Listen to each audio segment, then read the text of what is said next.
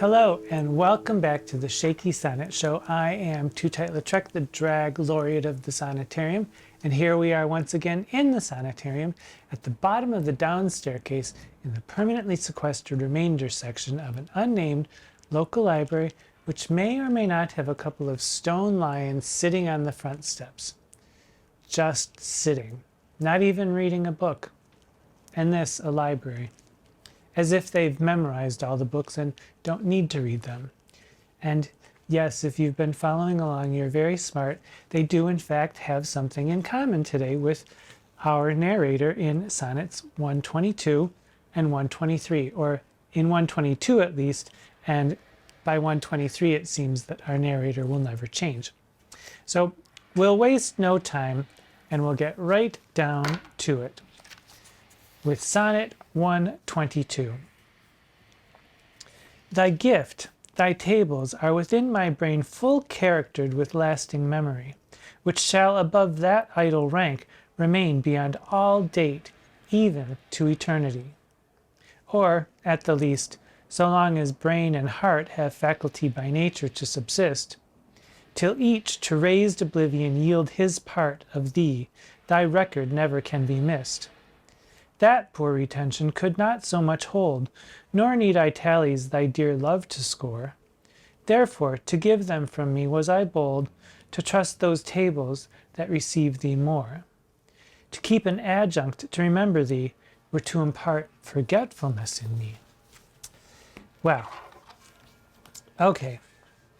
So, in the first quatrain, thy gift, thy tables are within my brain. Tables are tablets or a book that apparently the narrator may have given to the beloved, or and the beloved is giving it back filled, or the beloved is giving it to him empty. There's a question about that. Booth sees a tension here between whether the book is filled or empty, but I say it's filled, and we'll go with that for the rest of our lesson. Because I say that because of Sonnet 77, which was, look what thy memory cannot contain, commit to these waste blanks. This is where the narrator gave the beloved, or a beloved, an empty book and told him to write down his thoughts, and he'd become a better person if he did. So the first thing I wonder, after even just first line one, thy gift, thy tables are within my brain, is what sort of book is this? Is it a commonplace book, which is sort of a diary where one writes down just commonplace things? This happened to me today, and this happened to me today, and etc., etc., etc. Or is it a composition book where one could write, oh, I don't know, poetry, or, maybe a story or two, or perhaps response sonnets to an older narrator who happens to be fond of sending sonnets to a beloved. In any case, the narrator says, you gave me a book that you wrote, and I'll remember that always.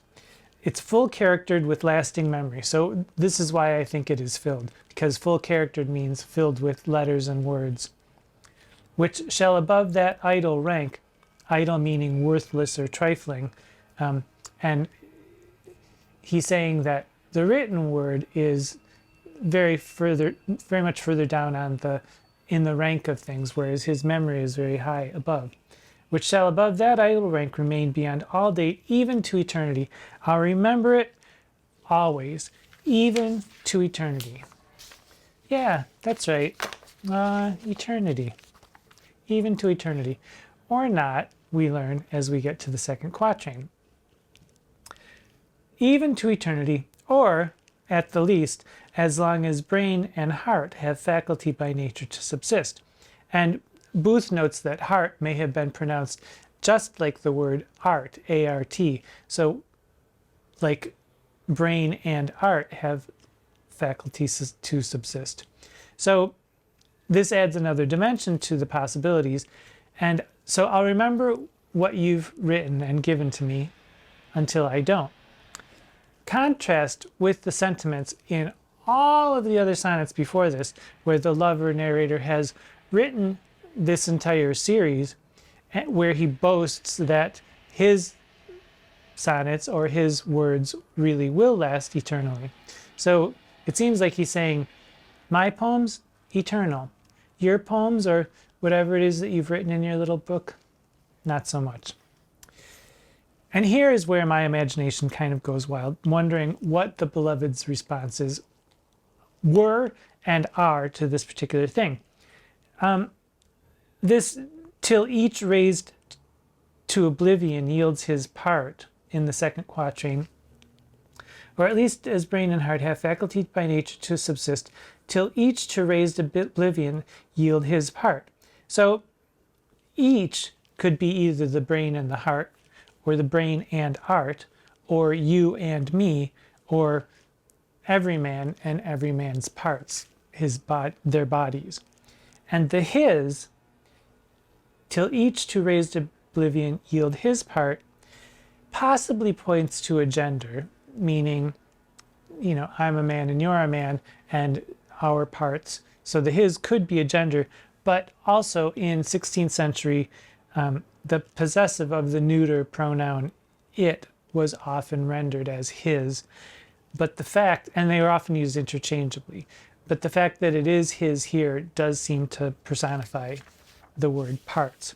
So I find this this line break quite interesting too. Till each to raised oblivion yield his part, line break, of thee. So his part of thee, which could mean what the beloved has written. Okay, we'll wait until the sirens go. It's almost as if we're in Tennessee where it's illegal to be a drag queen, but we're not. We're just in New York City where there happen to be a preponderance of sirens as they wail on through the day. We'll ignore them. Till each to raised oblivion yield his part, line break, of thee, thy record never can be missed. So yield his part of thee, meaning what the beloved has written and given to, the beloved has given to the lover. Or it sort of casts doubt on who or what has been yielded, in my mind. And the record, thy record never can be missed, is either I'll never forget them because they're in my brain, or nobody will miss what you've written, which is a bit of an ouch in my view. And then we move along to the third quatrain. That poor retention could not so much hold, that poor retention meaning the book that you've just given me, not a particularly flattering way to talk about it. That poor retention could not so much hold, nor need I tallies thy dear love to score. I don't need to tally up your love and how much it means to me on a scorecard, or in fact on a score stick, which is what this is referring to. I don't need to tally it up on a scorecard. Therefore, here's the kicker, therefore to give them from me was I bold. So I don't need to tally up your love as long as I have my memory, which is why I tossed it into the trash or gave it away or lost it. My bad. To trust those tables that receive thee more. Now, those tables could be my memory, or it could be the sonnets that I have written to you. The narrator almost seems to be saying, I trust those tables, the tablets that I have given you, even more than I would trust anything like this, which you've given me. So then we get to the couplet. To keep an adjunct to remember thee were to import forgetfulness in me. And as if to say, how dare you besmirch my memory, I don't need no damn book to remind me of how much I love you. But my book, my sonnets, my lines, well, that's a different story. And to keep an adjunct to remember thee were to import forgetfulness in me. Forgetfulness could mean, memory loss, or it could mean neglect or indifference or disrespect. And the whole sonnet seems to import neglect or indifference or disrespect as far as I'm concerned. And if we look at this, he's making the argument that his memory is stronger than any written word, which is so much different from everything that he's written before. And just take, for example, Sonnet 81, where he says, "When all the breathers of this world are dead, you still shall live. Such virtue hath my pen." So he's saying that the written word has primacy over the transitory memory, or our lives are so short that everything will go poof, but my lines will live forever. And here he's saying just the opposite about something that was given to him by the beloved. So if I were the beloved, effectively silenced forever, all I could think to say is ouch, or fuck you, and not in a good way, which leads me to our cocktail party vocabulary word, fuck. And we'll all drink to fuck. I think it's you know, it's frowned upon to say it out loud in polite company, but I have said it, and there I go. And so I was curious, because I thought, well, how old a word is fuck? And it turns out it's quite old, so old that nobody can really identify its exact origin. There are theories that it's come from French, that it's come from German, that it's come from the Norse languages, that it's come from Sanskrit even, but it seems that a lot of people think that it may have come into the English language or been around at least since the 13th century. And it turns out nobody really has an etymology for it, and there are many false etymologies. My favorite is, which is from the Irish, which apparently if a couple were caught having sex, in public they say, but if they were caught having sex, they were punished by being put into the stocks for unlawful fornication in the nude. And so the acronym FUCKIN, fucking, was written on top of the stocks to denote their crime. There's another quaint little theory that comes from the English during the time of which king I can't remember, but that it's to promote the making of children, and it's fornication under consent of the king. You can choose your own false etymology, but we'll just all drink to fuck, and I say fuck you to this narrator. Because how insulting, how demeaning, Sonnet 122, but also sort of how titillating, because now I want to know more than ever what the beloved has been saying or writing in response to these sonnets. And I imagine, because, you know, this is my project, I'm attempting to fill in the blanks between these sonnets, and I imagine our narrator, a supremely talented poet, writing these sonnets to a pretty young man who perhaps thinks he's a poet, or who wants to be a poet, or is a very bad poet, and the narrator is duly chastising him here. Or my favorite supposition is that the beloved may be an even better poet than the narrator, and our old poet narrator is trying to get rid of the evidence so that the beloved, or a rival poet, the beloved becomes a rival poet, and there's no evidence of his superior work to be compared to the narrators. So we can only really imagine, but that is a gift in itself. And then we move on to Sonnet 123 for no good reason except for the fact that it's there. I had quite a bit of difficulty with Sonnet 123, and I'll read it for you now. Sonnet 123. No, time, thou shalt not boast that I do change. Thy pyramids built up with newer might to me are nothing novel, nothing strange. They are but dressings of a former site. Our dates are brief, and therefore we admire what thou dost foist upon us that is old, and rather make them born to our desire than think that we before have heard them told. Thy registers and thee I both defy, not wondering at the present nor the past, for thy records and what we see doth lie, made more or less by thy continual haste. This I do vow, and this shall ever be, I will be true despite thy scythe and thee. So the first quatrain, no time, but also, this is N-O time, but also K-N-O-W, putting the time on notice. No time, thou shalt not boast that I do change. What, me change? No. But suddenly the narrator is talking to time personified, and the beloved is nowhere to be found. Talk about getting canceled. And he's talking about the fact that he will never change. And what a strange argument. No time, I'll not change because pyramids, apparently. And I don't quite get it.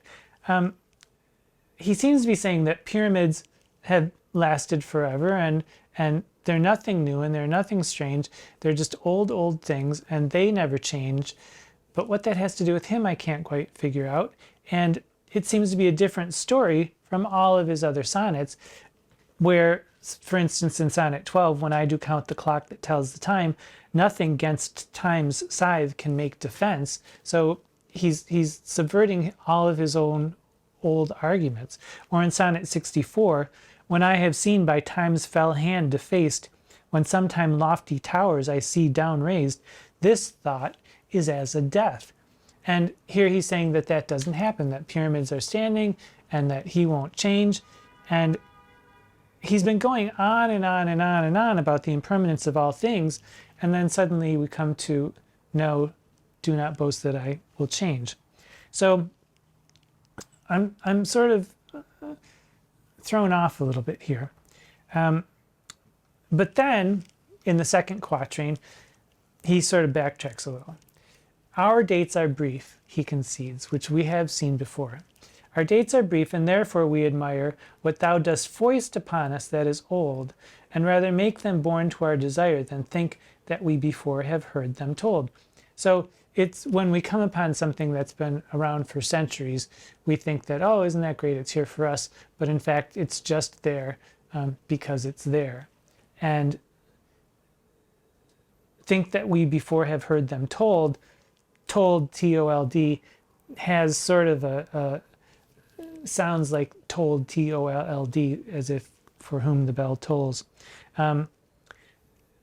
So we revere things that are old and still stand because we live and die so quickly, but this still doesn't seem to support an argument that he hasn't changed and he won't change. And I also ask, changed in what way? Like, his affections for the beloved changed? Is that what he's talking about? We know that he, in the past, has changed physically because he hates his wrinkled brow. So, not convinced here. So, I move along to the third quatrain.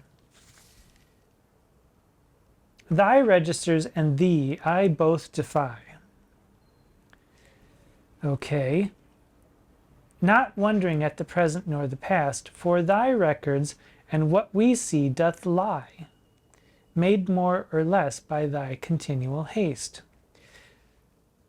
So time goes on, but thy records and what we see doth lie. And thy records, time's records, I guess maybe the pyramids and all that has happened in history, but also maybe the records of the beloved in 122. I don't know, that's a stretch, but it's possible. Maybe he's making an argument for a kind of a let's live in the moment philosophy, but I'm still not really following it. And if you are, and I'm just dumb, please let me know in the comments. So I move on to the couplet. This I do vow, and this shall ever be. I will be true despite thy scythe and thee. So this I do vow, okay, and then he vows it, and then he says this shall ever be. The second this, I think, is this sonnet. This shall ever be. And then he makes a switcheroo as if this is the second thing. I will be true despite thy side and thee, but I will be true in what sense? Does he mean faithful to the beloved? Because we have some evidence that says maybe not. I don't know. True to what? To thine own self be true, I suppose, buddy. But it sounds like he's fooling himself here as we go along. I don't quite get the argument here. And I looked at Booth, I looked at Patterson, I looked at Rollins, I've looked at Wendler, I've looked at Edmondson and Wells, and I still can't quite seem, and in also, this is John Kerrigan, nobody seems to have quite a handle on what's going on in this sonnet. It seems like a mishmash of arguments, and I can't quite get the purport of it, and I don't exactly understand why it is in this spot, or why it's here at all. So all I can ask then is there a male or a female here? And the his in 122, as I said, is interchangeable with the neuter pronoun it, so I don't think that that's the case. Dramatically, for these two sonnets together, I say pick a play, any play, and plop these into the mouths of any cad in any of Shakespeare's oeuvre, and you'll have a winner. Edmondson and Wells believe that this is a dramatic analogy to Sonnet 122, or at least Sonnet 122 is a dramatic analogy to Hamlet on the ghost, which I can sort of see. Narratively, he's erased the beloved's voice, and then in 123 he vows he'll never change. Not a good look as far as I'm concerned. The narrator's address to time, excluding the beloved completely, doesn't make sense because Sonnet 64 should have taught him this. Ruin hath taught me, excuse me, as I go fuck that narrator. Sonnet 64 should have taught him this. Ruin hath taught me thus to ruminate, that time will come and take my love away.